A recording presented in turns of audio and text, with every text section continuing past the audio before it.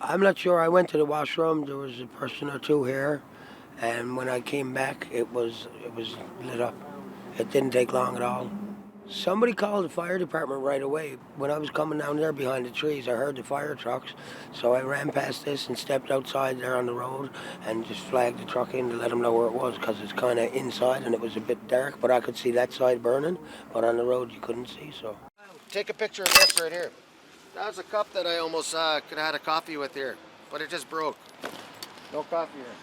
Thank goodness no one was hurt, but there's been plenty of brushes that have happened in the past. We know propane is dangerous. The only thing more dangerous is to leave people without heat.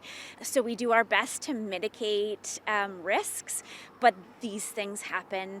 We've been asking government to turn electricity and power back on at the Colonial Building in Bannerman for months, and they've refused to. So when we chalk it up at its baseline, government, both municipal and provincial, have failed to meet the needs of people at Tent City. It is what it is. Fire takes all, but I might just put a tarp over it and do what I can to keep the elements out and the rain out, the wind. Did you lose anything else in the fire? Well, everything was stored on that side of the body. You see they're melting on the ground, foods, my bag, IDs, whatever. I had a bit of dog food there, that's all gone. And this originally started as a protest. What is this now? Oh, this is still 100% a protest. And sometimes it's a really obvious in-your-face protest when we're telling Hutton and Abbott and Breen to get their stuff together. But it's also just a pure and simple act of resistance. When people walk past and they see tents and they're telling their children that there are people who don't have their basic needs met in a city where there's incredible wealth, that is an act of resistance. Just get us out of here, so I can wake up, I can get a job, so I'm not worried about people coming in, bashing tents in, yelling, honking horns, dragging people out of tents, and fires, and trying to keep warm and trying to stay fed.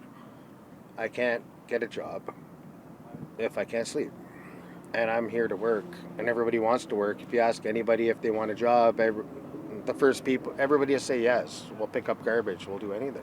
There's a lot the government can be doing. Hutton's been in his position for a while now, and we're not seeing any adequate moves forward. This has to be a balance of individual complex needs and public health and safety. And there's obviously some safety concerns there this weekend.